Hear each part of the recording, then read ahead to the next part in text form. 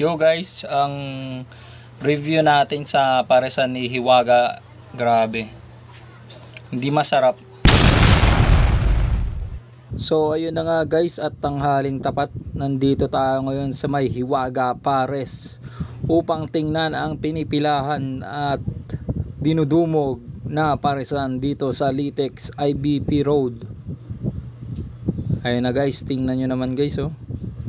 Grabe, buti nakaupo na tayo dito sa lamesa at nandito na ang ating Pares overload. Ayan, oh, kakainin na natin to guys. So mamaya malalaman nyo na ang ating review.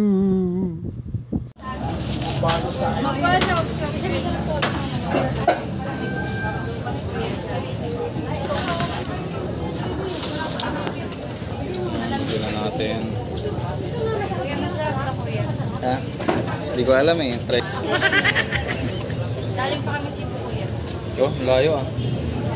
Kay Hiwaga, ano, maalat yung ano niya? Sabaw. Kay Hiwaga. Ay, kay Hiwaga, Diwata.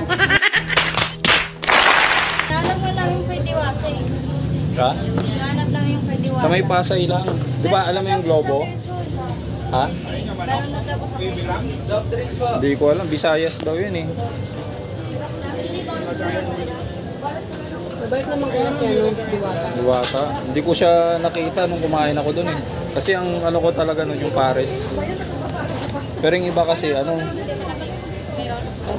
inaabangan talaga siya. Yung ibang kumakain dun para makapag-picture. May ano na sa din sa ano Hindi ko pa na ano eh. alam ko sa may ano. Visayas, ang ba yung Visayas? Visayas sabi niyo? Oo. Dito lang sa may ano, pagliko mo ng circle, yung may napapuntang may, nakalagay naman doon, may dalawa din yung Doon daw siya sa Visayas eh.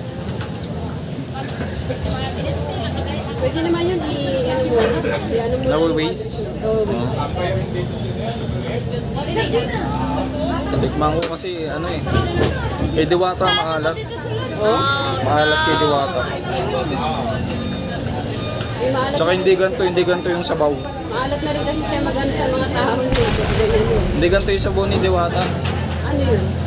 Ay, ganun? Wala siyang ano, hindi siya sticky. Hindi. Matamis. Goods. Kay Diwata maalat eh. Matamis-tamis yung sabaw. Parang ano, Pares Retiro. Wala sa Hiwaga dito eh. Bati sana tayo ng happy birthday. Di totoo yan. Pero gagi. Legit yung sinasabi dito, masarap. Legit. Tsaka ano? Ito meron.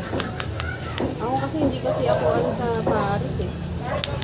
Basta ano ko lang, okay na sa akin. Nalagyan ko ulit ng ketchup. Okay dito. At yun na nga guys, may nakasubscribe pala sa akin dito.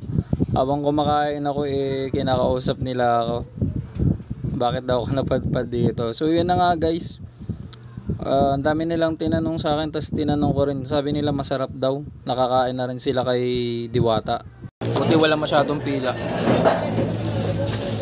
Mga tanghali na eh. Tanghalin tapat.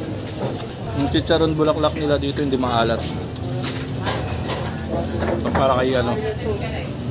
Alam niyo na yung kung kanino. Matamis-tamis.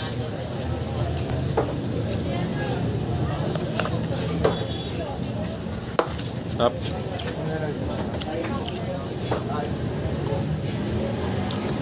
De pag bingi ng kanin. Kanin po. Wait lang po. Ay, sige. Pahinga daw si ano, Hiwaga. Okay, singi tayo sa bawo. Kaya pag singi ng sabaw kaya. So yun na nga guys, humingi tayo ng sabaw. So solid dito yung sabaw nila guys. Grabe. Pag matikman nyo dito guys, ewan ko lang. Legit dito yung ano nila. Masarap talaga. Yung pangalawang kanin ko.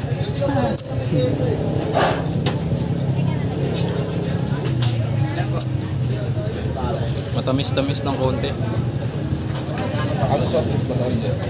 Ano soft? Solid.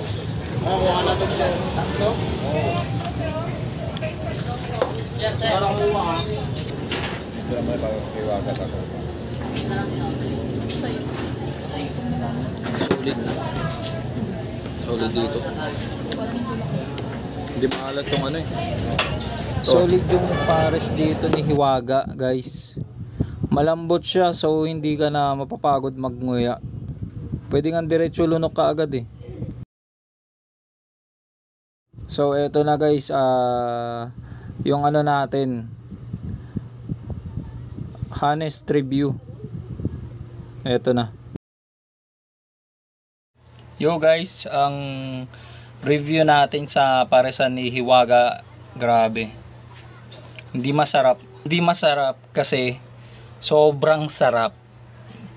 Sobrang sarap ng paresan ni Diwata. Ay, Hiwaga pala, sorry. Iba yung ano, iba yung dating ng hype ganun. Kaya pala pinipilahan siya. Kaya pala pinipilahan yung paresan ni Hiwaga, ganun pala. Ano siya, may twist ng matamis. Sakto yung chicharon bulaklak niya. Yung chicharon bulaklak niya wala akong masabi kasi hindi maalat. Compare sa mga chicharon bulaklak ng ibang ano, ibang paresan. Kasi may mga paresan na maalat yung ano nila, lechon. Tapos yung chicharon bulaklak maalat din. So hindi maganda yung blend. Yung sa kanin ni Hiwaga, wala akong masabi kasi guys. Sobrang sarap, ang lambot ng kanin niya. Tapos ipapares mo pa sa overload pares na sobrang sarap. Tapos yung ano niya, yung laman ng ano ng pares. Alam nyo guys, yung pag kinagat mo para siyang ano, para siyang corned beef sa lambot. Grabe. Di masarap. Hindi masarap pag wala siyang halong kanin. Kaya samahan nyo ng kanin. Guys, sobrang sarap talaga. May kanin o wala, wala akong masasabi. Masarap talaga. Good job, Hiwaga. Good job.